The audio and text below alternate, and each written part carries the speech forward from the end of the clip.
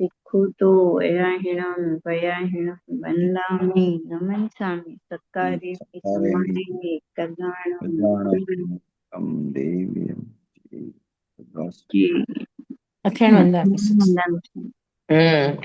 भिक्खुतो नमन्सामि सत्कार्ये सम्माने कल्याणं मंगलम देवी जी पजवासन मथे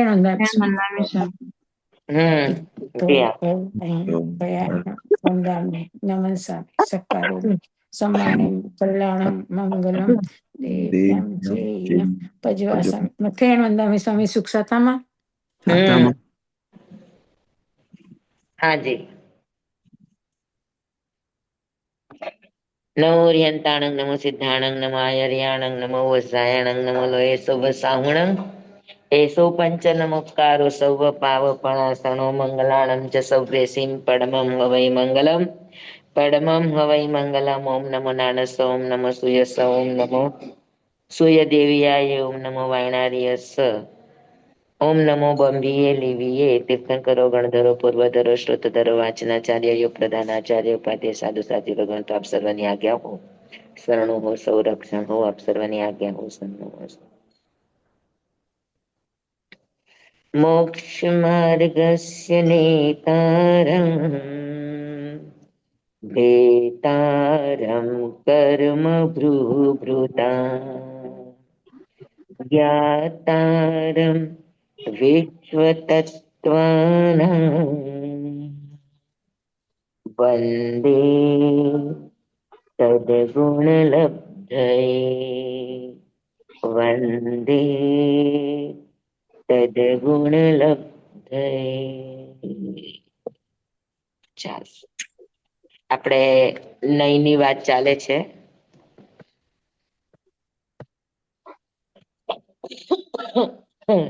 મૂળમાં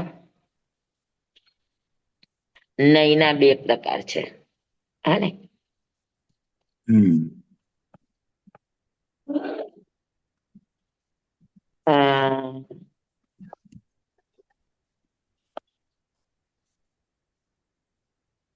દ્રવ્યાર્થિક નહીં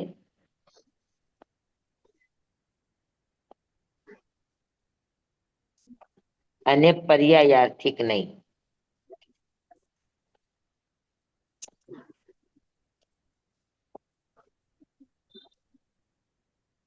દ્રવ્યાર્થિક નહીં 3 છે 3.5 અને પર્યાયાર્થિક નહીં 3.5 છે નૈગમ સંગ્રહ વ્યવહાર આ 3 શુદ્ધ દ્રવ્યાર્થિક નહીં છે હા અને રુજુ સૂત્ર નહીં અડધું દ્રવ્યાર્થિક નહીં છે અને અડધું પર્યાય તરફ દોડે છે હે એટલે અડધું રુજુ સૂત્ર નહીં શબ્દ નહીં સમભિરૂઢ નહીં અને એવંભૂત નહીં આ 3.5 નહીં પર્યાયાર્થિક છે સમજાઈ ગયું દ્રવ્યને એટલે સંગ્રહથી વસ્તુનું કથન કરે એ દ્રવ્ય નહીં છે અને એક એક પર્યાયની શુદ્ધતાને લઈને આગળ એકદમ શુદ્ધ અવસ્થા સુધીનું કથન કરે એ પર્યાયાર્થિક નહીં છે સિદ્ધ અવસ્થા ભલે શુદ્ધ છે પણ છે પર્યાય હા અને જીવ કહો તો એમાં શુદ્ધ અને સંસારી બંને જીવ આવી જાય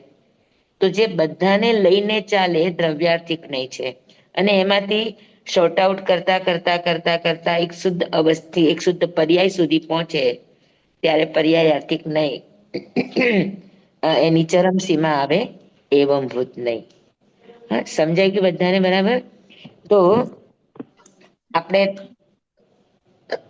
નૈગમ નહીં સંગ્રહ નહીં અને વ્યવહાર નહીં 3 જોયા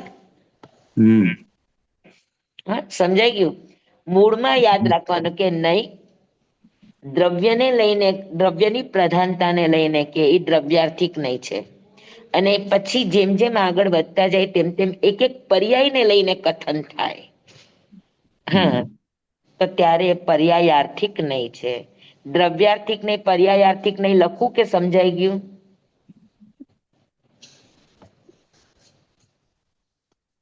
શબ્દ સમજાઈ ગયા સ્વામી?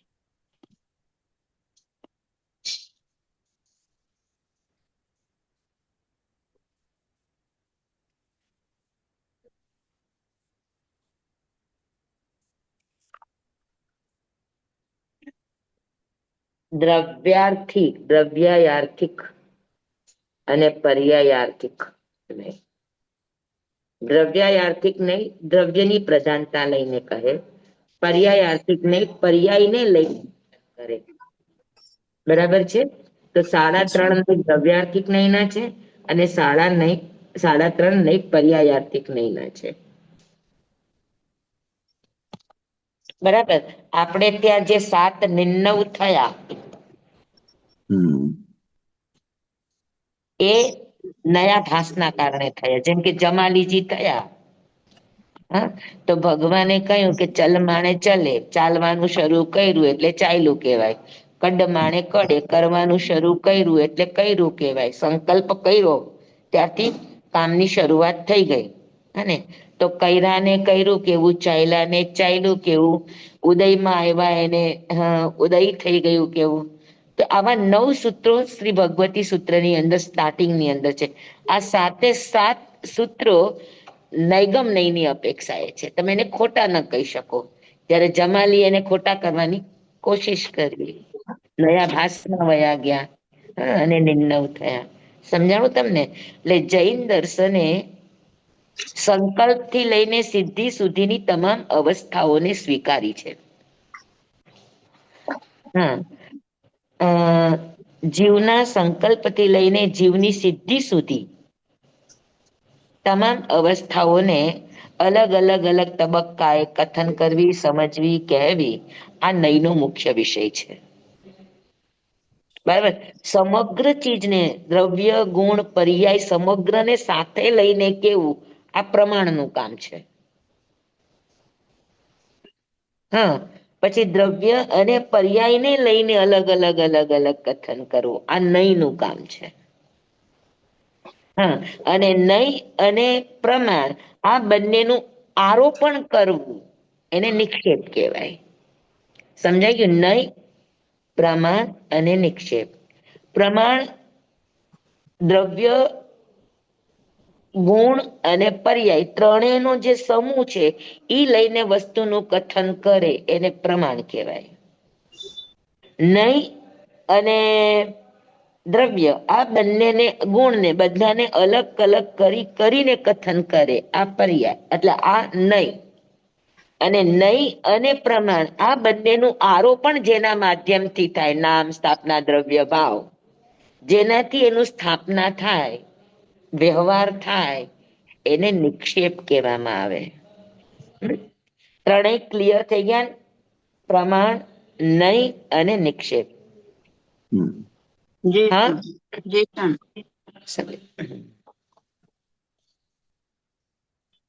તો આજે હવે આપણે તમને ત્રણેય નહીં સમજાઈ ગયા છે ને? નૈગમ, સંગ્રહ અને વ્યવહાર આ ત્રણેય નહીં સમજાઈ ગયા છે બધાને? જી સ્વામી. હા, તો આજે આપણે હવે લેશું રુજુ સૂત્ર નહીં.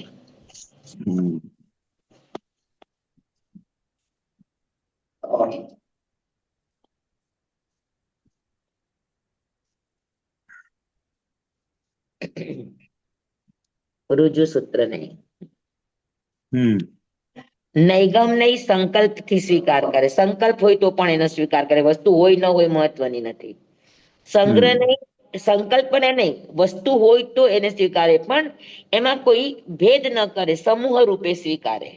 એ સંગ્રહ નહીંનું કામ છે. પછી એમાંથી ભેદ કરીને સ્વીકારે આ વ્યવહારનું કામ છે, વિધિ સહિતના ભેદો.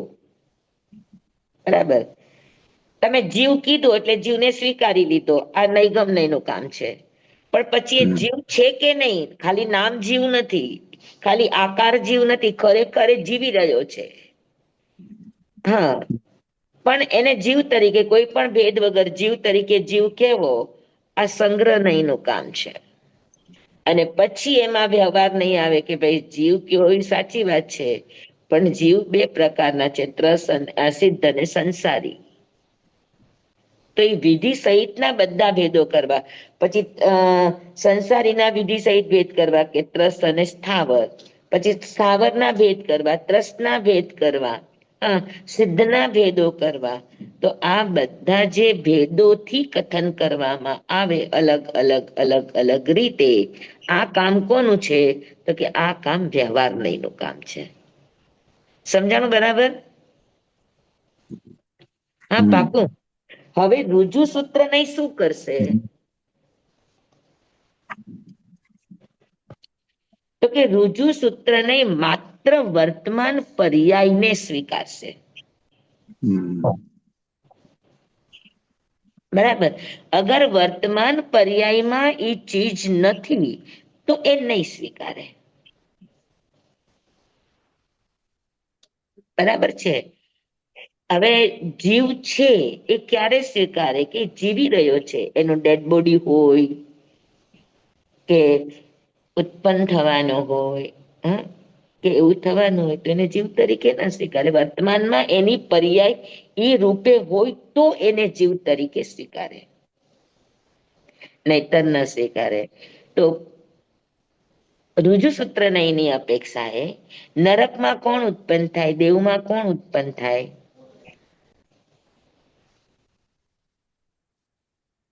તો તમને રુજુ સૂત્ર નહીં બરાબર સમજાઈ જશે. જનરલી આપણે ગતાગતિ પ્રમાણે કહીએ કે ભાઈ નરકમાં કોણ ઉત્પન્ન થાય? તો કે સંગની તિર્યંચ, અસંગની તિર્યંચ, પંચેન્દ્રિય અને કર્મભૂમિના મનુષ્ય. બરાબર છે. હા. દેવની અંદર કોણ ઉત્પન્ન થાય? તો સંગની તિર્યંચ, અસંગની તિર્યંચ અને 101 મનુષ્યના ભેદ, એમાં બધા જ આવી જાય ને. 15 કર્મભૂમિ આવી જાય, 30 કર્મભૂમિ આવી જાય, 56 અંતરદીપે આવી જાય, બધા દેવમાં ઉત્પન્ન થઈ શકે. બરાબર છે.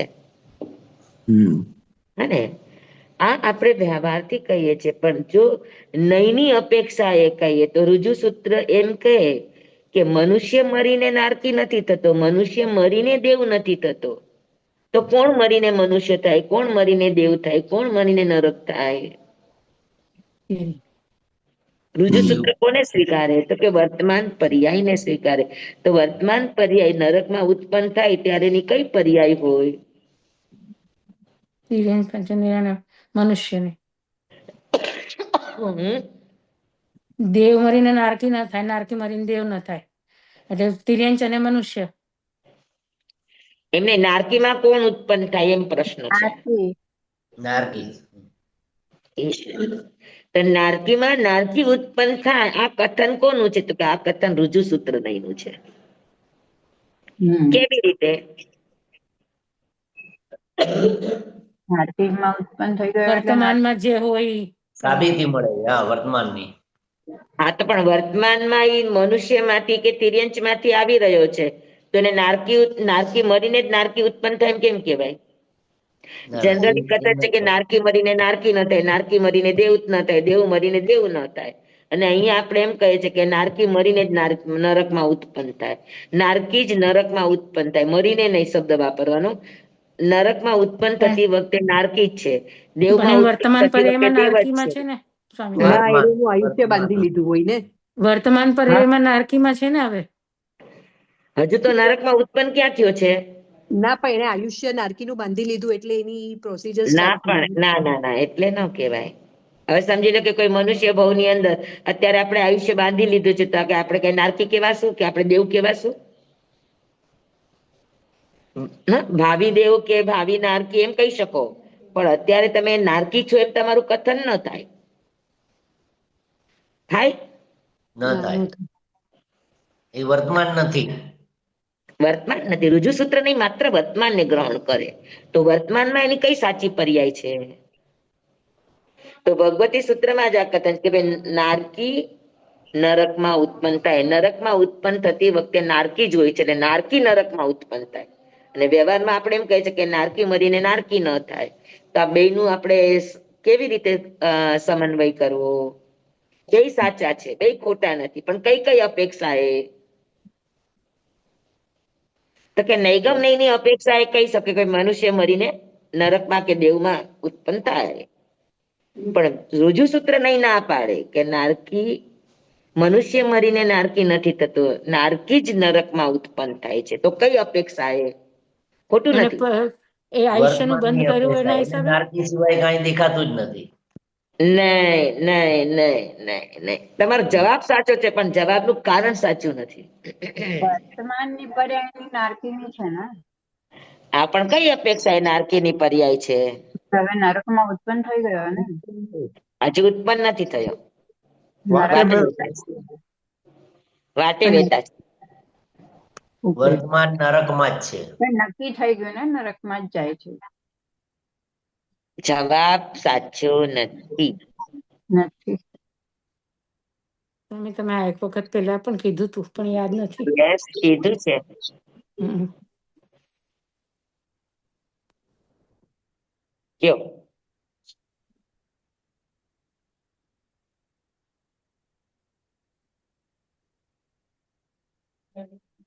સ્વામી ભવિતવ્યતા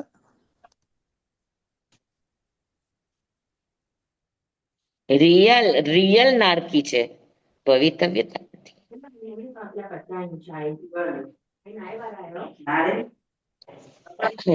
કુંભીની અંદર હોય, એ કુંભીની અંદર માઇક હોય. બંધ રાખજો, માઇક બંધ રાખજો, જેનું સાઈડમાં ખુલ્લું હોય. સ્વામી કુંભીની અંદર હોય એના ઉપરથી. કુંભીમાં ઉત્પન્ન જ નારકી થાય છે. હા. એ વાત છે.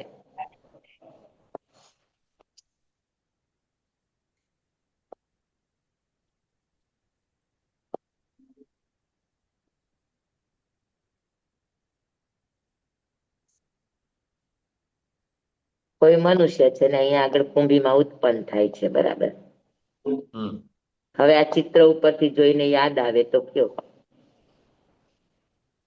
તો વાટે વેતા જ લાગે છે.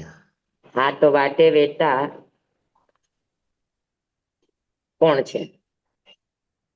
મનુષ્ય, જીવ. કયો જીવ?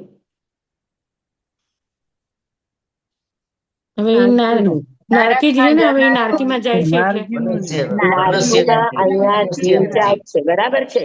તો મનુષ્ય. અહીંયા ઈ કઈ ગતિનો જીવ છે વાટે વેતા? મનુષ્યનો નારકીનો જીવ છે. નારકીનો જીવ.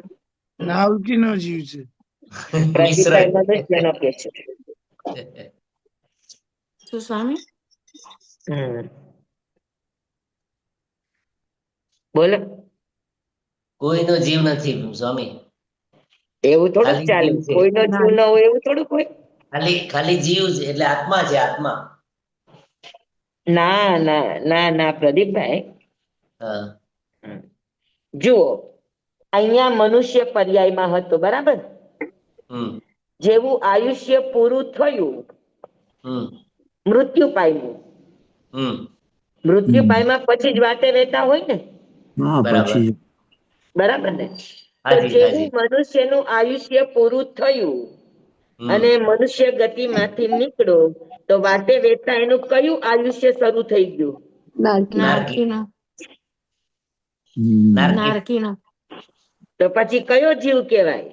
નારકીનો. પણ કઈ અપેક્ષા હે? વાટે વેતા અપેક્ષા. આયુષ્ય શરૂ થઈ ગયું એના હિસાબે. નરકાયુષ્ય એનું શરૂ થઈ ગયું એટલા માટે. સમજાય છે? હાજી, સમજાણું બરાબર? હાજી. ત્યાં એનું નરકનું આયુષ્ય શરૂ થઈ ગયું છે.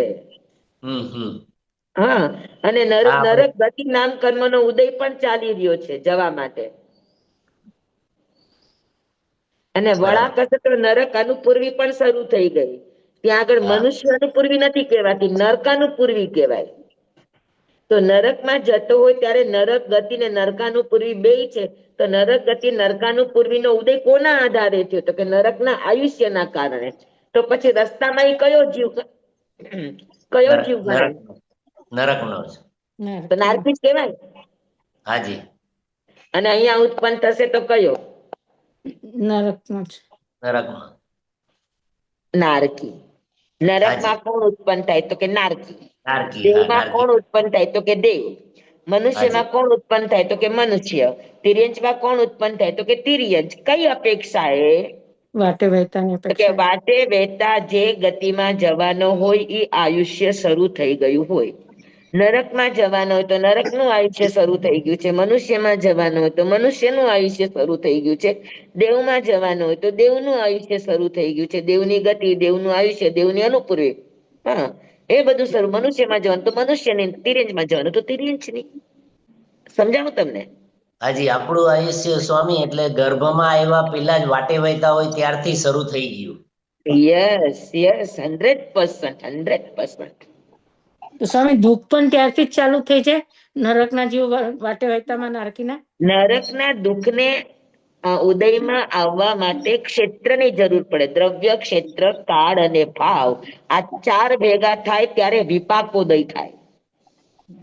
એક પણ અધૂરું હોય તો વિપાકોદય ન થાય. નરક ગતિનું આયુષ્ય, નરક ગતિ નરકાનુપૂર્વી શરૂ થઈ ગઈ છે, પણ હજુ નરકનું ક્ષેત્ર નથી આવ્યું. તો જ્યાં સુધી દ્રવ્ય, ક્ષેત્ર, કાળ અને ભાવ આ ત્રણનું, આ ચારનો સમન્વય ન થાય ત્યાં સુધી કોઈ પણ વિપાકોદય ઉદયમાં ન આવે. પ્રદેશોદય હોય, વિપાકોદય ન હોય. આ ધ્યાન રાખવાનું.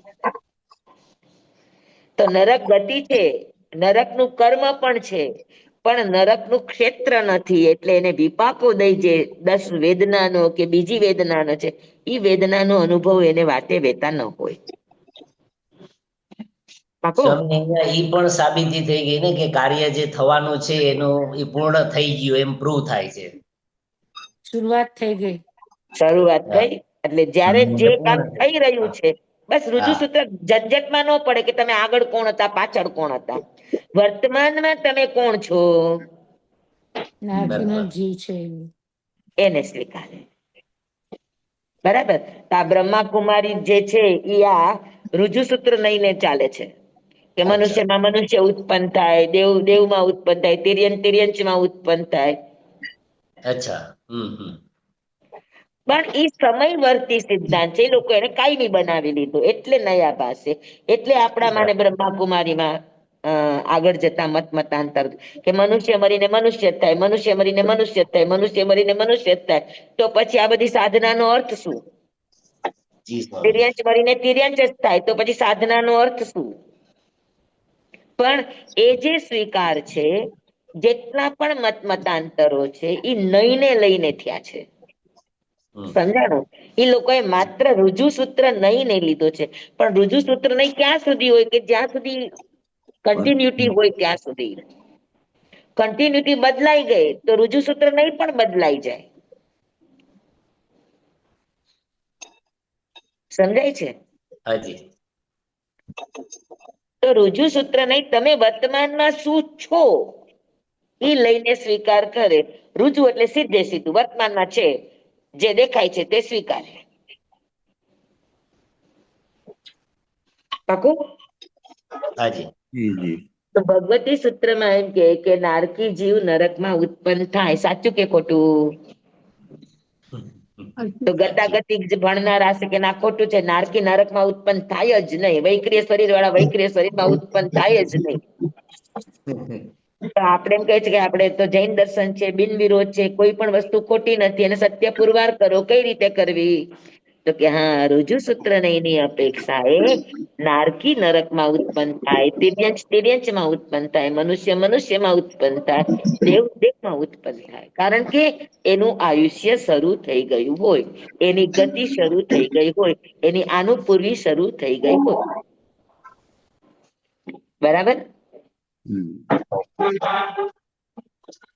સમજાણ? સ્વામી ચોખવટ કરીને બોલવું પડે ને તો જ સાચું થાય.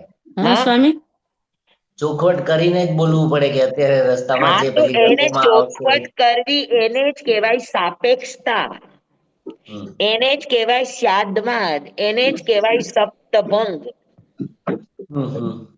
સ્વામી વાટે વહેતા ત્યારથી જ એનું નારકીનું આયુષ્ય ચાલુ થઈ જાય? 100%, હા સમજાઈ 100%. સમજી લો કે અહીંયાનું આયુષ્ય પૂરું થઈ ગયું એટલે એને ગતિ છોડી અને નરકમાં ઉત્પન્ન નથી થતો. વચ્ચે એ કયું આયુષ્ય ભોગવે છે? આયુષ્ય વગરનો તો જીવ છે નહીં, તો કયું આયુષ્ય ભોગવે? જી સ્વામી, જ્યાં જવાનું હોય ત્યાંનું. હા, જ્યાં ઉત્પન્ન થવાનો હોય તે આયુષ્ય.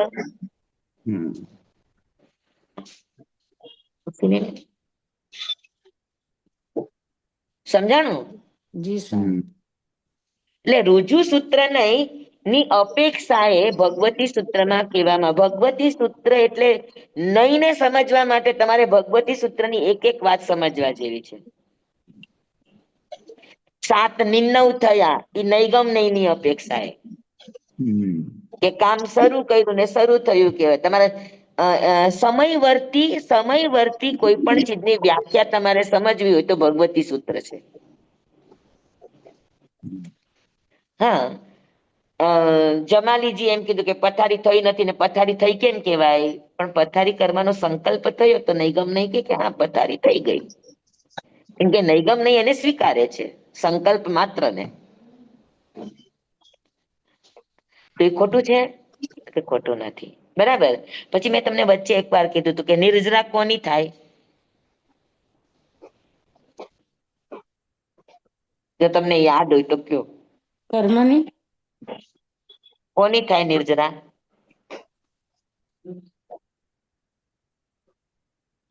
કર્મની થાય કે અકર્મની થાય? અકર્મની થાય. કર્મને તો ક્ષય થાય. કોની થાય નિર્જરા? ભગવતી સૂત્ર એમ કે છે કે કર્મની નિર્જરા ન થાય. કર્મ છે ત્યાં સુધી આત્મા સાથે ચોટેલા છે, નિર્જરવું એટલે ખરી જવું.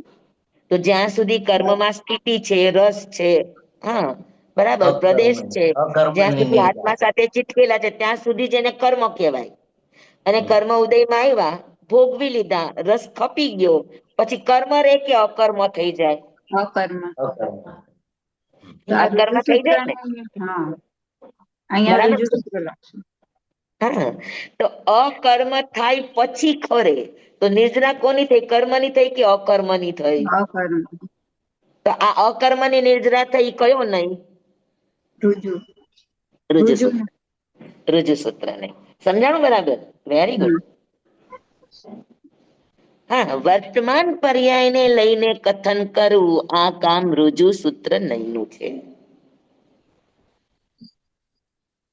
પાકું?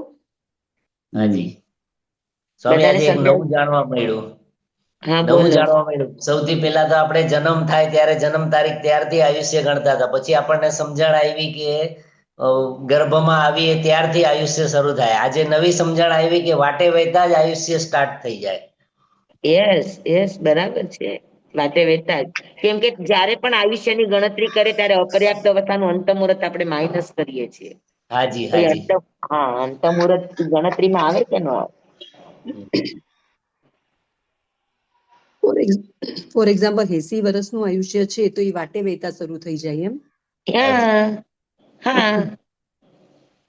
એક બે સમય જ લાગે છે પહોંચતા, એટલે એ આપણે ગણતા નથી. એટલે જ તમે લોકોએ ઓલું કયું શીખતા હતા તમે લોકો?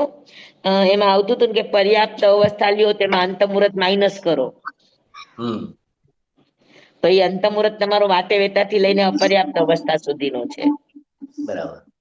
એ માઇનસ થાય. એટલે હાજી. આયુષ્ય જેટલું હોય, હા, એ એની પર્યાપ્ત અવસ્થાનું ભોગવે, પણ અપર્યાપ્ત અવસ્થા પણ એમાં ગણતરી કરે કે ન કરે? કરે. કાય સ્થિતિના થોકડાની અંદર હા. આપણે ભણ્યા છીએ. હાજી હાજી. પાકું? હાજી. એટલે સ્વામી ગર્ભ ઉત્પન્ન નો સમય નહીં પકડવાનો. નહીં. વાટે વેતાથી આયુષ્ય વાટે વેતાથી શરૂ થાય એટલે એના સમય ગણાવવા માંડે. ત્યાંથી લઈને પર્યાપ્ત થાય ત્યાં સુધીનો સમય અંત મુહૂર્ત નો હોય.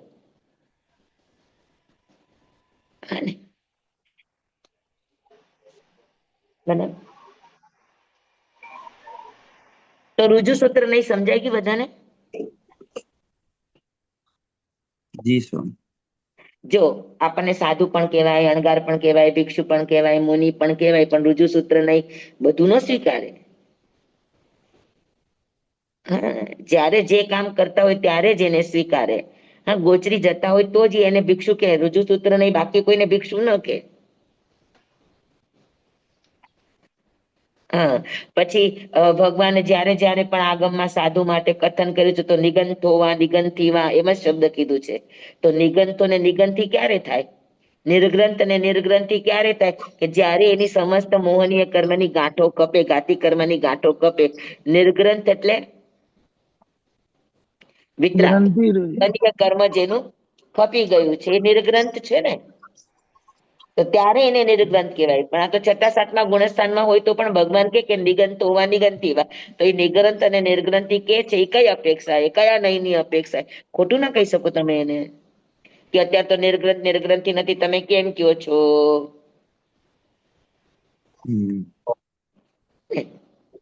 સમજાય છે તમને?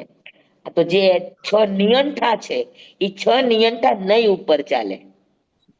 સ્વામી તો અમે નિગ્રંથિ ન કહેવાય, તમે જે રીતે સમજાવો છો એ રીતે અમે પણ એ જ રસ્તે જવાના છીએ, એમ ન ગણાય. તમે નિગંતુ લીધું નથી. નથી લીધું. હા. પણ અગર તમારી અંદરની ભાવલિંગની અવસ્થા શરૂ થઈ ગઈ છે, તો કેવાય. દર્શન સપ્તક તમારું વયું ગયું છે, તો તમે ભાવથી નિર્ગ્રંથતા તરફ જઈ શકો.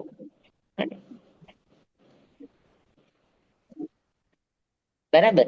જેમ કે ગ્રહસ્થ લિંગે સિદ્ધ થાય, તો મુનિ વગર કોઈ સિદ્ધ નથી થતું, પણ વેશમાં તો એ ગ્રહસ્થ છે. બરાબર. તો પછી મુનિ કઈ અપેક્ષા એ કીધા? બરાબર. દ્રવ્ય ભાવથી. લિંગે છે સિદ્ધ થયા, બરાબર. એની બહારમાં કોઈ પર્યાય નથી, પણ છતાં પણ એ કેવડી થયા, તો કેવડી સ્વલિંગ વગર ન થાય. સ્વલિંગ એટલે જેને અંદરથી સાધુપણું છે, અપ્રમત્ત અવસ્થા છે, એ સ્વલિંગ છે.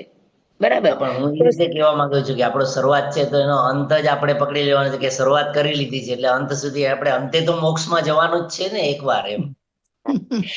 હા, એટલે મારું કેવું એ છે કે અ સ્વલિંગી જ સિદ્ધ થાય, એ જે કથન છે બહારમાં કોઈ વેશમાં નથી, ઓળખમાં કોઈ નથી, એટલે આગળના વ્યવહારો રુજુસૂત્ર નહીં, શબ્દ નહીં, એ નહીં સ્વીકારે, પણ અચ્છા. એવંભૂત નહીં સ્વીકારશે. શું કામ સ્વીકારશે? તો કે અંદરથી એ વિતરાગ થઈ ગયો છે, સર્વજ્ઞ થયો છે, તો અંદરથી એનો સ્વીકાર કરશે. કારણ કે આત્માની જે શુદ્ધ અવસ્થા છે, શુદ્ધ પર્યાય છે, એ એને મળી ગઈ છે. બહારનો વેશ ગમે તે હોય, આત્માના શુદ્ધિકરણને લઈને સ્વીકારે, આ એવંભૂત નહીં છે. અચ્છા. સર્વ જીવ છે સિદ્ધ સમ, આ કથન નૈગમ નૈની અપેક્ષા એ છે. બરાબર. સમજ્યા? બરાબર. તો સ્વામી બે નહીં તો અલગ અલગ વિરોધાભાસી હોય ને, તો પછી વિરોધાભાસી નહીં નથી, થઈ જાય. વિરોધાભાસી નથી. કોઈ પણ એક વસ્તુમાં, હવે તમે મારી સામે છો તો વિરોધી છો કે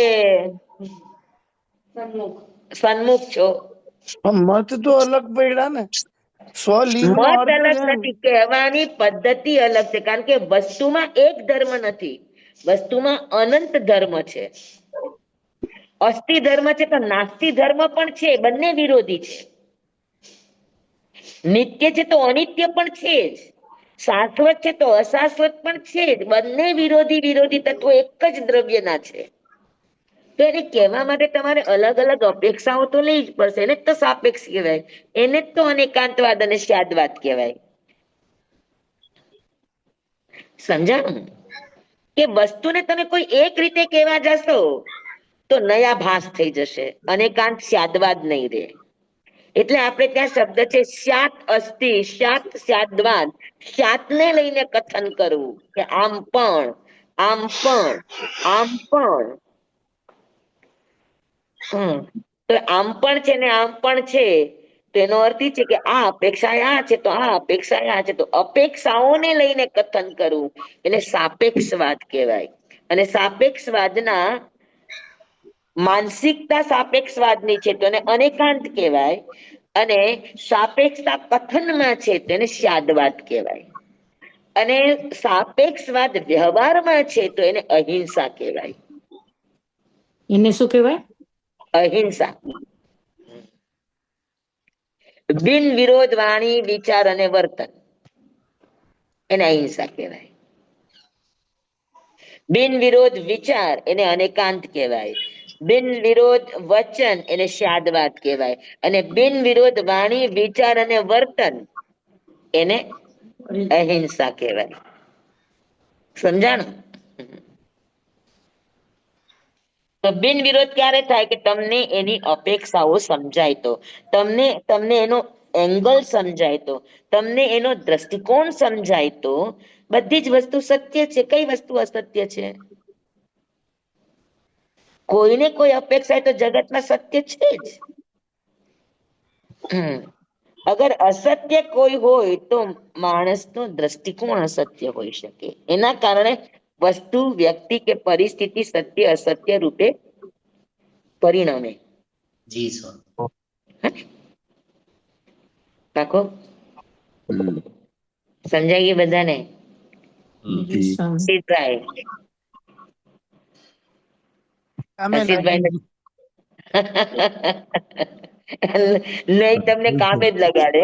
હા, કારણ કે આ તમે બહુ જરાક વિચાર માગી લે છે. આ જરાક સમજણ કેળવવી પડે એવું છે. આ જરાક વિચાર ભલે માગી લે પણ માથામાં જાય જ કે નથી જાતું એટલું ખાલી કયો. સ્વામી સોલિંગ નો વિચાર અર્થ જ કેટલો એમ છે માગી કે લે ભાઈ છે, વિચાર કેટલો માગી લે છે એ જોવો. અમે છેક અહીંયાથી લઈને મોક્ષ સુધી પહોંચી ગયા. સ્વલિંગ એટલે કયો? લિંગ એટલે એમાં તો મુનિ લિંગ વેશે એટલે જે ઓળખ. મુનિ વેશે જાય તે જ સ્વલિંગ કહેવાય છે વેશ સ્વામી. નહીં, વેશ નહીં. વેશ નહીં, બરાબર. ભાવથી. વેશ તો ગ્રહસ્થ નો છે, વેશ તો તાપસ નો છે. તો એને સ્વલિંગ કઈ રીતે કહેવાય? ભાવ આવી જાય ને સામે તો અહીંયા પછી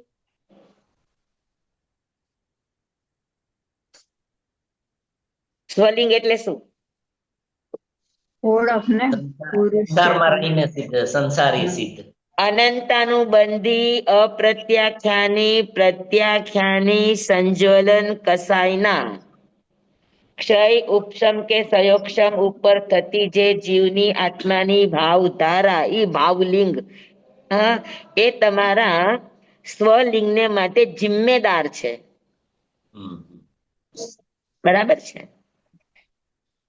કોઈ પણ વેશમાં કેવડી ત્યારે જ થાય કે એના મોહનીય કર્મની 28 પ્રકૃતિ, બંધ, ઉદય ને સત્તા બધામાંથી નીકળી ગઈ હોય ત્યારે જ કેશો ને એને કેવડી સર્વજ્ઞ. હાજી, હાજી. કે જ્ઞાનાવરણીયની, દર્શનાવરણીયની, મોહનીયની, અંતરાયની બધી જ પ્રકૃતિઓ ગાતિ કર્મની જેની નીકળી ગઈ છે એ જ તો કેવડી થશે. હાજી. તો આ બધી પ્રકૃતિ નીકળી ગઈ હોય ત્યારે એની ભાવધારા શું હોય? અપ્રમત ન હોય? તો અપ્રમત ભાવધારા એ સ્વલિંગીનું પ્રતીક છે, એને સ્વલિંગી કહેવાય. બરાબર? 7મા ગુણસ્થાનથી લઈને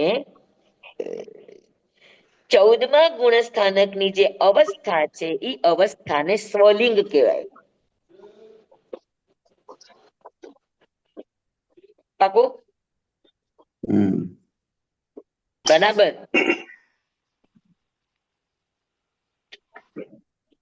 તો સ્વલિંગે કેવળ જ્ઞાન છે, એ કથન છે, એ કઈ અપેક્ષા એ છે? વેશ ગમે તે હોય પણ એને સિદ્ધ તરીકે અથવા તો એને જીવ તરીકે ક્યારે સ્વીકારે? તો કે જયારે મોક્ષમાં જાય ત્યારે જ એને સિદ્ધ તરીકે સ્વીકારે. આ કામ કોનું? તો કે આ કામ એવમ ભૂત નહીં છે, 12ની અવસ્થા ગમે તે હોય. અગર તમને એક એક નહીંના પાસા સમજાય જાય ને તો વસ્તુ તમને આખી સરસ સમજાય જાય. નહીં કોઈને ટુકડા નથી કરતો, નહીં તમારી વસ્તુને વધારે વધારે વધારે વધારે ક્લિયર કરતો જાય.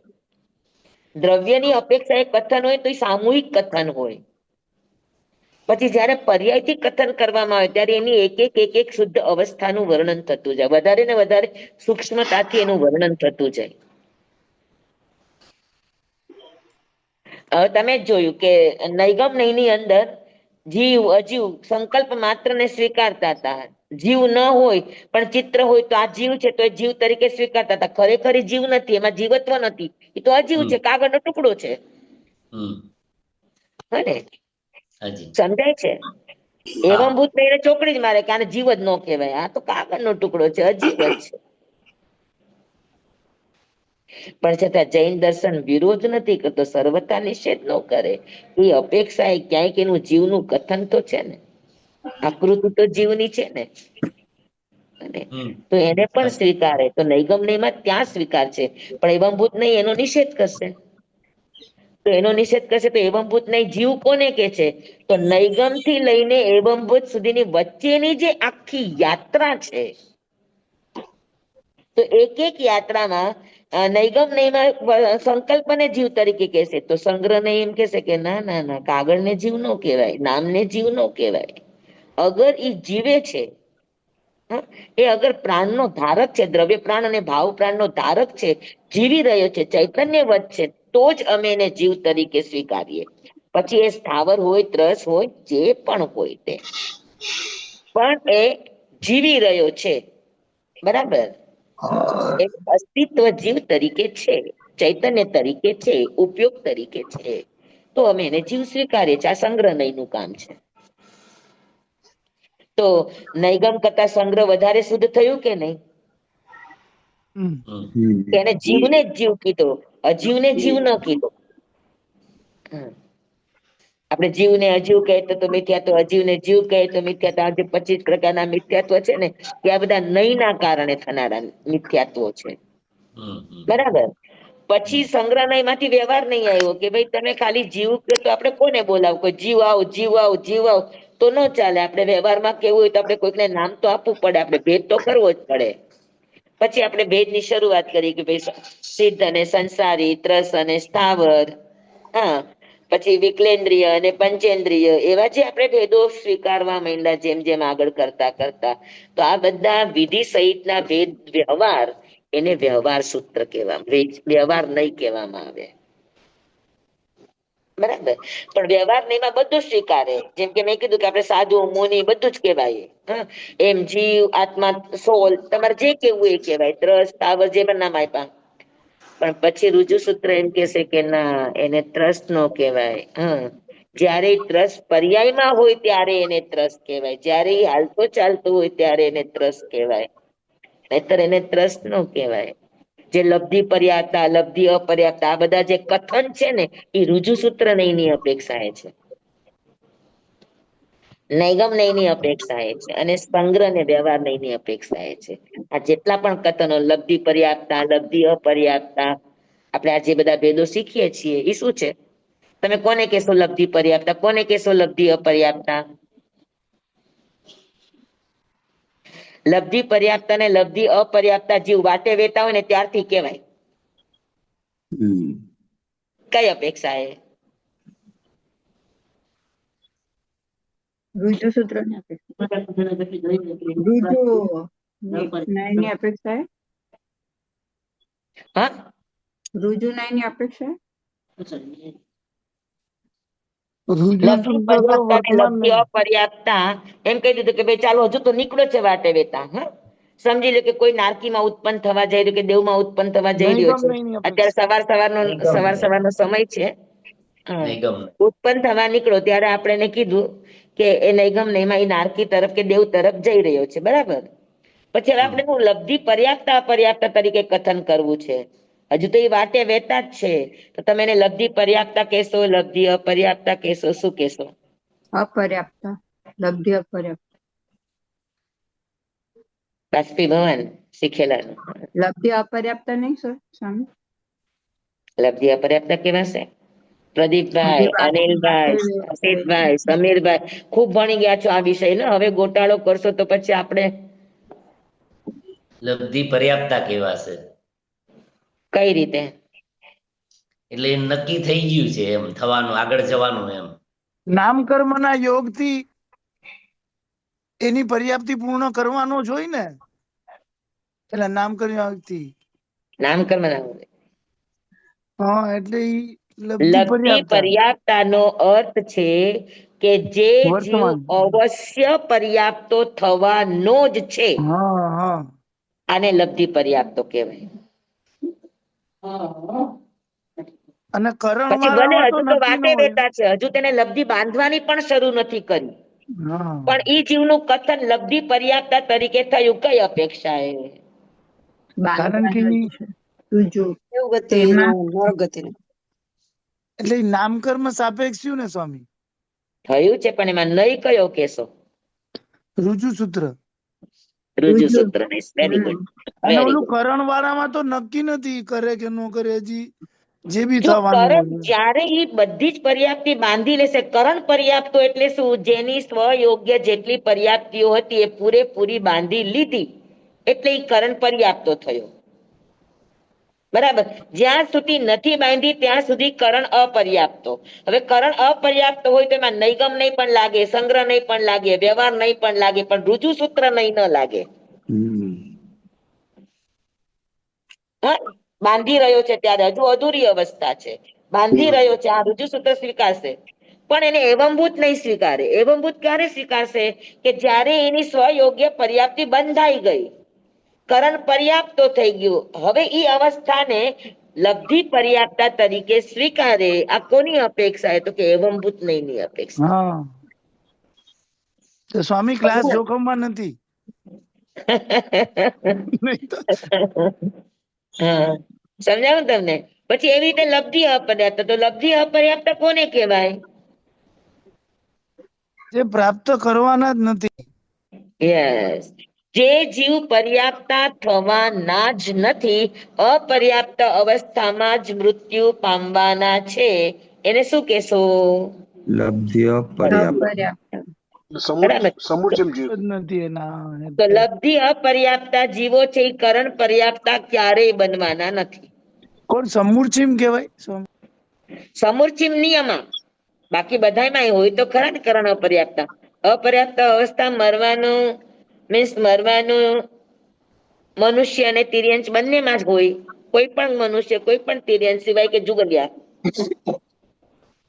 બાકી તો અપર્યાપ્ત અવસ્થામાં મનુષ્ય મરી શકે ને. તો અપર્યાપ્ત અવસ્થામાં જેનું જેનું મૃત્યુ થાય એ બધા નિયમા લબ્ધિ અપર્યાપ્તા કહેવાય. અને એ નક્કી ક્યારે થાય? તો કે વાતે વેતાથી જ એનામાં ઈ ઉદય શરૂ થઈ ગયો હોય લબ્ધિ અપર્યાપ્તાનો. તો નૈગમ નહીં એને લબ્ધિ અપર્યાપ્તા સ્વીકારે, સંગ્રહ નહીં પણ એને લબ્ધિ અપર્યાપ્તા સ્વીકારે. તો આ બધા જે આપણે આગમોમાં ભેદો પ્રભેદો જે આપણે શીખીએ છીએ, તો આ બધા નયોની અપેક્ષા છે. હા, સમજાણું? હવે ટફ પડે સ્વામી. આટલું શીખડાવે તોય ટફ પડે તો મારે હવે શું કરવું કયો? વસ્તુ મૂળભૂત સમજાવી જોઈએ કે નૈગમ નહીં કોને સ્વીકારે? નૈગમ નહીં કયા વિષયનો ગ્રાહી છે? તો સંકલ્પ કે ગ્રાહી. સંકલ્પ માત્રનો ગ્રાહી છે. પછી સંકલ્પ સાચો હોય ખોટો હોય એવી ભાંગજડમાં નૈગમ નહીં નથી પડતો. એ વસ્તુ છે કે નથી એમાં પણ ભાંગજડમાં પડતો નથી. નૈગમ નહીંમાં સંકલ્પ આવ્યો, જવાનું ચલ માણે ચલીએ, ચાલવાનું નક્કી કર્યું એટલે ઈ ચાલ્યો કહેવાય. ઈ નૈગમ નહીંનું કથન. તો સંકલ્પ માત્રને સ્વીકાર કરે આ નૈગમ નહીંનું કામ છે. બરાબર. સત્ય હોય પણ સમૂહને સ્વીકારે વગર ભેદે, ઈ સંગ્રહ નહીંનું કામ છે. જી. પછી એને વ્યવહારમાં અલગ અલગ અલગ અલગ રીતે એને મૂલવવા, અલગ અલગ અલગ રીતે એને સમજવા, અલગ અલગ રીતે એને કથન કરવું, એને કહેવાય વ્યવહાર નહીં. વ્યવહાર નહીં. બરાબર. અને પછી વ્યવહાર નહીં માંથી, વ્યવહાર નહીં બહુ વ્યાપક હોય, એ તમારી સમગ્ર અવસ્થાઓને, સાધુની તમામ અવસ્થાઓને સ્વીકારે વ્યવહાર નહીં. પણ રુજુ સૂત્ર નહીં પછી એમાંથી શુદ્ધતા તરફ આવે થોડો, કે ભાઈ તમે કીધું અમે એને માનીએ છીએ, પણ અત્યારે એનામાં ઈ ક્રિયા ઘટે છે, ઘટવાની ચાલુ થઈ છે, તો અમે એને સ્વીકારે. ઘડો છે તો ઘડો તમારો માટીનો પિંડ બની ગયો, એમાંથી કાકરા કચરા બધું જ નીકળી ગયું, એ ચાક ઉપર ચડી ગયો, કુંભાર ચાકડાને ફેરવે છે ને ધીરે ધીરે એ આકાર લેવાની શરૂઆત થઈ છે, તો રુજુ સૂત્ર નહીં કહેશે કે હા આ ઘડો છે, કારણ કે ક્રિયા ચાલુ થઈ ગઈ છે. વર્તમાનની પર્યાય સ્વામી, વર્તમાનની પર્યાય એટલે રુજુ સૂત્ર. યસ, વર્તમાન પર્યાયને લઈને કથન કરવું આ રુજુ સૂત્ર નહીંનું કામ છે. તો સ્વામી એક ક્વેરી છે કે પ્રોફેસર રિટાયર થઈ ગયો, તો ભાઈ ભલે રુજુ સૂત્ર એને પ્રોફેસર નહીં કે બીકોઝ હી ઇઝ રિટાયર્ડ, પરંતુ એને નોલેજ તો છે જ ને પ્રોફેસર, એ બધું ભણેલો ગણેલો તો છે જ ઈ માણસ. તો પણ રિટાયર થઈ ગયો તો સાંભળી લો, એ પ્રોફેશન નથી કરી રહ્યો. અત્યારે પણ ક્રિયા નોલેજ તો નથી છે, કરી રહ્યો. ગુણ તો બધા છે જ એનામાં પ્રોફેસર ના. આપણે બધા ના નથી વિચાર પાડતા, ના નથી પાડતા, પણ વર્તમાનમાં તમે પ્રોફેસર કોને કહેશો? ઘણાને ઘણું નોલેજ છે તો તમે એને પ્રોફેસર કહેશો? ભણાવતો હોય ત્યારે.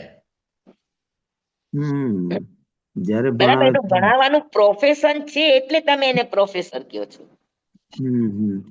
તો પ્રોફેસર કરતા પણ નોલેજ ઘણાને હોય છે, પણ આપણે એને પ્રોફેસર નથી કહેતા. ભણાવતો હોય ત્યારે જ કહેવાય કે પદ ઉપર હોય ત્યારે પણ કહી શકાય. આપણે જ્યારે પ્રોફેસર તરીકે હા, ભણાવતો હોય ત્યારે એને એ પ્રોફેસર. બધું જ આવી જાય એમાં. એટલે રુજુ બરાબર. નું કામ તો વર્તમાન પર્યાય જ છે. રુજુ સૂત્ર, રુજુ એટલે સીધું સાદું. રુજુ સીધું. એટલે સીધું સાદું. તમે હતા, નહોતા, હશો, નહીં હશો, એની ભાંગજળમાં પડે જ નહીં. અત્યારે સામે છે દેખાવું તો જોઈએ. હા, હા, અત્યારે દેખાવું. નથી તો ના, બસ. બરાબર. રુજુ એટલે એકદમ સરળતાથી જેનો સ્વીકાર થાય એ રુજુ સૂત્ર કહેવાય. હા, હતો નહોતો એની ભાંગજળમાં ઈ નથી પડતું. હા, આગળના નયો બધા એમ કહેતા હતા કે ભાઈ થશે, આમ હશે, આમ હશે. આ ત્રણેય નયો. રુજુ સૂત્ર એમ કે છે કે છે એની ના નથી પાડતા, પણ અત્યારે છે, બરાબર. અત્યારે નથી તો એને નહીં કહેવાનું, બસ વાત એટલી જ.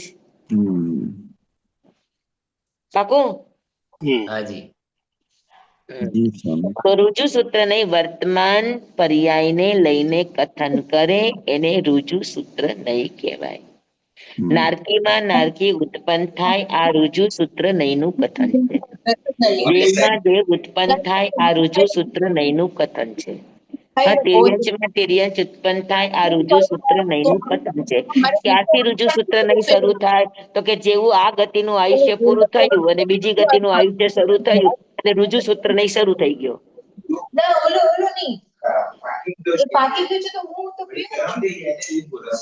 કોઈનો કોનો માઇકમાં વિડિયો અવાજ ચાલુ, કોઈકનો માઇક કોનો ચાલુ. માઇક ચાલુ છે? જયશ્રીબેન પટવા.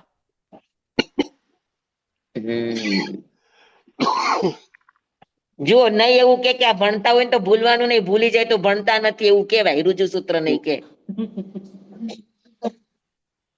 જી બીજી સ્વામી. ત્રીજી વાતો આવે, સીટી પ્રેશર કુકરની સીટીઓ સંભળાતી હોય તો રુજુ સૂત્ર એમ કે આ ભણતા નથી, જી સ્વામી. This is આ વાતું કરે છે. સમજાણું? જી. હા, તો રુજુ સૂત્ર નહીં સમજાઈ ગયું બધાને? જી સ્વામી. હા, હવે એકદમ શુદ્ધ નહીં તરફ આપણે જઈ રહ્યા છે. શુદ્ધ નહીં એટલે વસ્તુના શુદ્ધ સ્વરૂપને પકડતા નહીં તરફ. આમ તો છે પર્યાય નહીં. હવે શબ્દ નહીં એવું કેશે કે શબ્દ નહીં શું કેશે? તો કે શબ્દ ભેદે અર્થ ભેદ. તમે એમ કેતા હતા કે આ ચાલતો તો, આ ચાલશે, ચાલી રહ્યો છે. હા, તો હતો, છે અને થશે. તો તમે જે શબ્દ વાપરો છે એ શબ્દ જે લિંગમાં કહેવાનો હોય, જે વચનમાં કહેવાનો હોય એને જ માને, બાકી ન માને. આપણે પેલું સૂત્ર તત્વાર્થનું શીખા કે સમ્યક દર્શન જ્ઞાન ચારિત્રાણી મોક્ષ માર્ગ. વ્યાકરણના નિયમ પ્રમાણે ચાલે આ શબ્દ નહીં છે. સાંભળજો બરાબર. સમ્યક દર્શન જ્ઞાન ચારિત્રાણી મોક્ષ માર્ગ. તો ચારિત્રાણી એ બહુ વચન છે કે નહીં? આ જ્ઞાન દર્શન ચારિત્રાણી આ બહુ વચન છે કે જ્ઞાન દર્શન અને ચારિત્ર બહુ વચન છે, અને મોક્ષ માર્ગ આ એક વચન છે. તો જ્ઞાન દર્શન ચારિત્ર મોક્ષ માર્ગ છે. તો જ્ઞાન દર્શન ચારિત્ર મોક્ષ માર્ગ છે એ એક વચનમાં છે, તો શબ્દ નહીં એમ કહે કે આ વાક્ય ખોટું છે. હા, આ વાક્ય ખોટું છે. શબ્દ નહીં એમ કે તમારે એમ બોલવું જોઈએ જ્ઞાન દર્શન ચારિત્રાણી મોક્ષ માર્ગા.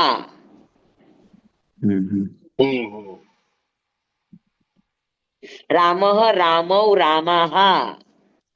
તો જ્ઞાન દર્શન ચારિત્રાણી મોક્ષ માર્ગા એમ કયો તો સાચું કહેવાય. બહુ દ્વિવચન કરતા બી બહુવચન આવ્યું એટલે હા તો આ 3 વસ્તુ છે, તો એ બહુવચન છે તો તમારી ક્રિયા પણ બહુવચન હોવી જોઈએ કે નહીં? હા.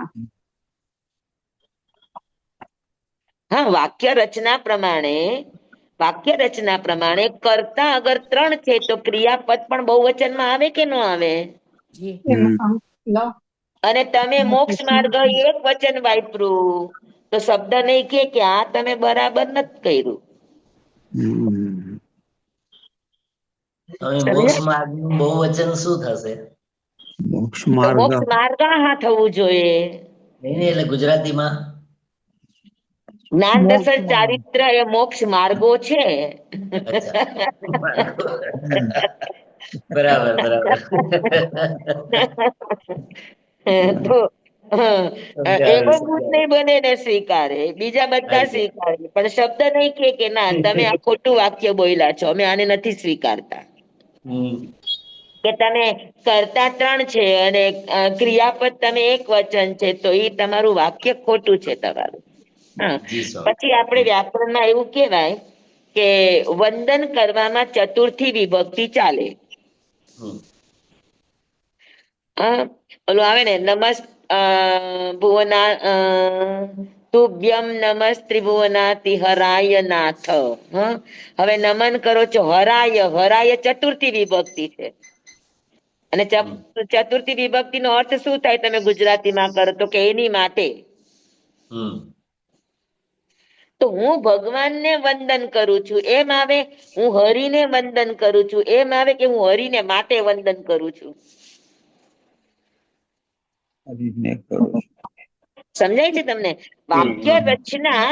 વાક્ય રચના ગુજરાતીમાં કરવા જાવ તો એવી થાય કે હું ભગવાનને માટે વંદન કરું છું, હું ભગવાનને વંદન કરું છું એવું ના આવે. જી સ્વામી. સિમ્પલ વાક્ય આપણે ગુજરાતી બોલતા હોય તો શું થાય કે હું ભગવાનને વંદન કરું છું, હું ગુરુજનોને વંદન કરું છું, આવે ને? હાજી. અને વાક્ય વ્યાકરણના નિયમ પ્રમાણે એવું આવે કે તમે એક દેવને, ગુરુને કે ધર્મને કોઈને પણ વંદન કરો તો જેને વંદન કરતા હોય એ ચતુર્થીમાં આવે. હમ તો જેને વંદન કરતા ધર્મને વંદન કરો તો ધર્મને માટે વંદન કરો છો, ગુરુને માટે વંદન કરો છો, ભગવાનને માટે વંદન કરો છો, એવો અર્થ થાય ચતુર્થી વિભક્તિનો. હાજી. તો શબ્દ નહીં કે છે કે આ બરાબર નથી. સમજાણું તમને બાપુ?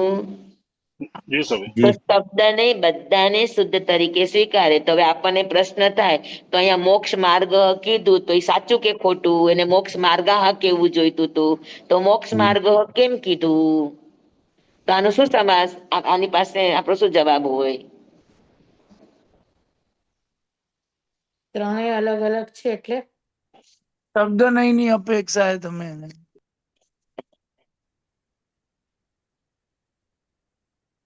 એટલે જ્ઞાન પણ મોક્ષ માર્ગ છે, દર્શન પણ મોક્ષ માર્ગ છે, ચારિત્ર પણ મોક્ષ માર્ગ છે એમ. આ તો પછી મોક્ષ માર્ગ કેવું જોઈતું તું?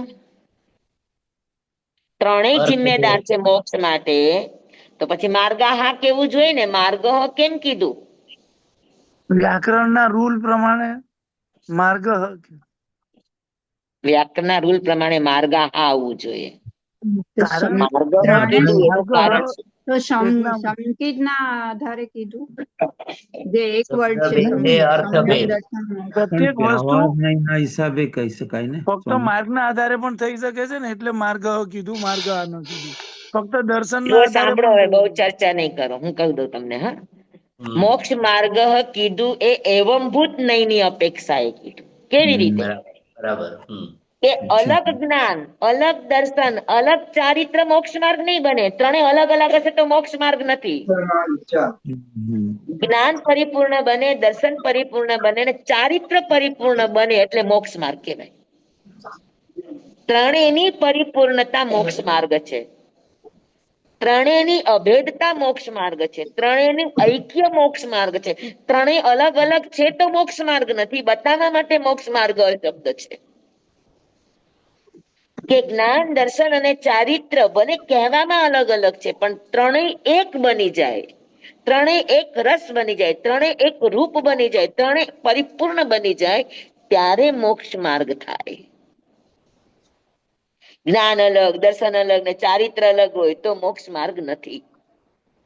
હા, અનિવાર્ય છે, જ્ઞાન પણ અનિવાર્ય છે, દર્શન પણ અનિવાર્ય છે, ચારિત્ર પણ અનિવાર્ય છે, પણ એકલા નહીં, ત્રણેય ભેગા થાય ત્યારે. તો જવાબદાર કોણ?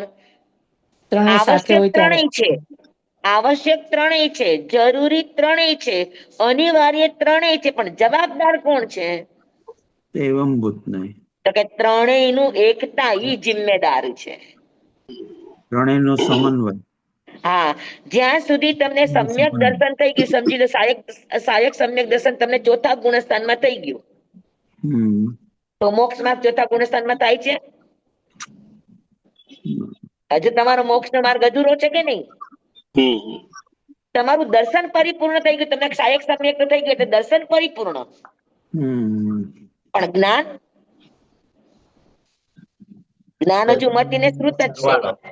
બધા નયનો બરાબર. સરવાળો. અને ચારિત્ર હજુ તો તમે અવિરતિમાં બેઠા છો ચોથા ગુણસ્થાનમાં, તો ચારિત્ર તમારું હજુ અધૂરું છે. એનો અર્થ એ છે કે હજુ મોક્ષ માર્ગ નથી બન્યો. સમજાય છે મારી વાત?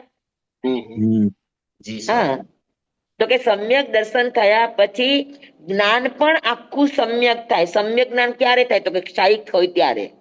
સયોક્ષમ જ્ઞાન છે એને સમ્યક જ્ઞાન ન કહેવાય, હે. જ્યારે ક્ષાયિક થાય ત્યારે પરિપૂર્ણ સમ્યક જ્ઞાન થયું. તો સમ્યક જ્ઞાન એટલે કેવળ જ્ઞાન. તો કેવળ જ્ઞાન છે, સહાયક સમ્યક તો છે. અને ચારિત્ર ક્યારે કહેવાય પરિપૂર્ણ? તો કે જ્યારે યથાખ્યાત ચારિત્ર આવે ત્યારે. હા, તો ચારિત્ર યથાખ્યાત બને, દર્શન તમારું સહાયક સમ્યક્ત્વ અને જ્ઞાન તમારું કેવળ જ્ઞાન. આ ત્રણ જ્યારે ભેગા થાય તો તરત જ તમારો મોક્ષ માર્ગ ઈ જ ભવે થાય. આ મોક્ષ માર્ગ છે. એટલે ત્રણેયની એકતા બતાવવા માટે કે ત્રણેય એક બને તો મોક્ષ માર્ગ કહેવાય. એટલે મોક્ષ માર્ગને એક વચનમાં વાપર્યું, એવંભૂત નહીંની અપેક્ષાએ. સમજાણું? પાકું? હાજી. પણ શબ્દ નહીં એને નો સ્વીકારે. શબ્દ નહીં એમ કે આ વાક્ય ખોટું છે. બંને માટે કઈક લખાવો ને સ્વામી, એક મિનિટ. એવંભૂત હવે નહીં. લખાવવા માટે 8 ને 10 થઈ ગઈ નેક્સ્ટ ક્લાસમાં. હા, એટલે પેલું વ્યાકરણની દ્રષ્ટિએ છે. હા, શબ્દ નહીં, વ્યાકરણ ને લઈને ચાલે, વિભક્તિ ને લઈને ચાલે, એક વચન બહુવચન ને લઈને ચાલે, સ્ત્રીલિંગ પુલ્લિંગ નપુંસકલિંગ ને લઈને ચાલે. જે વ્યાકરણના નિયમો છે, લિંગ, ક્રિયાપદ, એક વચન બહુવચન વગેરે ને વિભક્તિ, તો વ્યાકરણ ને લઈને અર્થ કરે એ શબ્દ નહીં. વાત ભલે સાચી હોય, વસ્ત્ર માટે પટ પણ કહેવાય ને વસ્ત્ર પણ કહેવાય ને કપડું પણ કહેવાય, પણ શબ્દ નહીં. ત્રણેયને અલગ અલગ અલગ રીતે સ્વીકારે. ત્રણેયના વચન અલગ છે, ત્રણેયના ઓળખાણ, એક છે નપુંસકલિંગ, એક છે પુલ્લિંગ, એક છે સ્ત્રીલિંગ, અને તો એ રીતે બધાને અલગ અલગ સ્વીકારે એ શબ્દ નહીંનું કામ છે. પાકું? હા, હજુ વધારે ડિટેલ્સ આપણે અવસરે કરશું. આજે ટાઈમ બહુ થઈ ગયો છે. પણ આપણા જે પણ આગમના કથનો છે એ નઈને લઈને થોડા થોડા સમજાણા. હાજી. થોડા નહીં, ઘણા બધા સમજાણા સ્વામી. હા, ઘણા બધા સમજાણા. હજી તો ઘણું બધું સમજવાનું છે ને ઘણું બધું સમજી લીધું. અરે નહીં સમજી લ્યો એટલે તમારી દુનિયા ખુલી જાય, એટલી નહીંની તાકાત છે. વસ્તુને ખોલી નાખે આખી. હાજી. એનાલિસિસ માટે નહીં છે. જે પન્ના સમીખ એ ધમમ ભગવાને કીધું છે ને આની માટે, કે કોઈ પણ વસ્તુને ખોલી ખોલીને સ્વીકારો તો તમને વસ્તુ સંપૂર્ણતયા સમજાય. જી સ્વામી. ચંવાઈદમ વચ્ચામીનમ નખરમ ચખરમ પયાહીનમ વિનયનમ જોગીનમ ઘોષીનમ સુટુદિનમ દુઠું પડી છે એમાં કાલે કહું સજાવ, કાલે ન કહું સજાવ, સજાય સજાય એમ સજાય ન સજાય એમ. ભણતા ગણતા ચિંતવતા વિચારતા સુણતા સાંભળતા જ્ઞાનીઓના અનંત અનંત ભાવો છે, અનંત અનંત પર્યાવો છે, અનંત અનંત ગમા છે, અનંત અનંત નહીં છે, અનંત અનંત નિક્ષેપ છે, અનંત અનંત રહસ્ય છે, અનંત અનંત ખુલાસાઓ છે. આમાંથી કોઈ પણ ભાવ ભેદ નહીં, નિક્ષેપ ગમા રહસ્ય ખુલાસાનું સ્ખલન છદમસ્ત ભાવે મારા બોલવામાં, કહેવામાં, સમજાવવામાં આવ્યું હોય, આપણે સાંભળવા સમજવામાં આવ્યું હોય તો અરિયંસિત કેવડી ગુરુ ભગવાન આપની સાક્ષી આત્મા પરમાત્માની સાક્ષી તસ્મૈચ્છામિ તમેવ સત્યમ તમેવ સત્યમ તમેવ સત્યમ તમેવ સત્યમ નિસંકમ જમ જીણૈ પવેયમ સેવમ બનતે સેવમ બનતે સેવમ બનતે. ધન્યવાદ સ્વામી. સ્વામી બધાને ધન્યવાદ મગજની એક્સરસાઇઝ કરી એ બદલ. ખૂબ ખૂબ આભાર સ્વામી આપનો. ધન્યવાદ. આ બધાને બ્રેઇન ની એક્સરસાઇઝ કહેવાય. હા, સવાર સવારમાં સરસ થાય છે સ્વામી. નમો રિયંતાણંગ નમો સિદ્ધાણંગ નમો આયર્યાણંગ નમો વજ્રાયણંગ નમો લોય સબસાવણંગ. ગુરુદેવની આજ્ઞા શ્રી શ્રી ચતારી મંગલમ અરિહંતા મંગલમ સિદ્ધા મંગલમ સાહુ મંગલમ કેવલી પદત્વદમ મંગલમ. ચતારી લોગુતમા અરિહંતા લોગુતમા સિદ્ધા લોગુતમા સાહુ લોગુતમા કેવલી પનત્વદમ લોગુતમો. ચતારી શરણં પવજ્જામિ અરિહંતે શરણં પવજ્જામિ સિદ્ધે શરણં પવજ્જામિ સાહુ શરણં પવજ્જામિ કેવલી પનત્તં ધમ્મં શરણં પવજ્જામિ. ચાર શરણા ચાર મંગલ ચાર ઉત્તમ. કરે જે નર ભવસાગરમાં ન બુડે તેહ સકલ કર્મનો આણે અંત મોક્ષ તણા સુખલય અનંત. ભાવ ધરીને જે ગુણ ગાય તે જીવ તરીને મોક્ષે જાય સંસારમાં હિ શરણાચાર. અવર શરણ નહીં કોઈ જે નર નારી આદરે અક્ષય વિચલ પદવી હોય. અંગૂઠે અમૃત વસે લબ્ધિ તણા ભંડાર. શ્રી ગુરુ ગૌતમ સ્વામીજી ભગવાનને સમરીએ તો સદાય મનવાંચિત ફલદાતા સદાય મનવાંચિત ફલદાતા. બોલો ભગવાન મહાવીર સ્વામી જય. જય પૂજ્ય હો. ગુરુદેવ કી ખૂબ જય. ખૂબ આભાર સ્વામી આપનો. બધાને ખૂબ ખૂબ ધન્યવાદ. સ્વામી કાલે લેવા છે ક્લાસ કે પછી શુક્રવારે? કાલે બુધવાર ને હા, કાલે લઈ લેશું પછી શુક્રવારનું નક્કી નહીં. ભલે. હા, આગળ પાછળ. જી સ્વામી. સ્વામી સીધ બિરાજો છો. વડિયા. અચ્છા ઓ. અચ્છા અચ્છા. હવે ગોંડલ જવાના ભાવ છે. જી જી. જી સ્વામી. બધાને જય જિનેન્દ્ર. સુખ સાતામાં રહેજો. ખૂબ ખૂબ સાચામાં આભાર. રહેજો સ્વામી સુખ સ્વામી. સાતામાં રહેજો. અરે જો સુખ સત્તામાં રહેજો.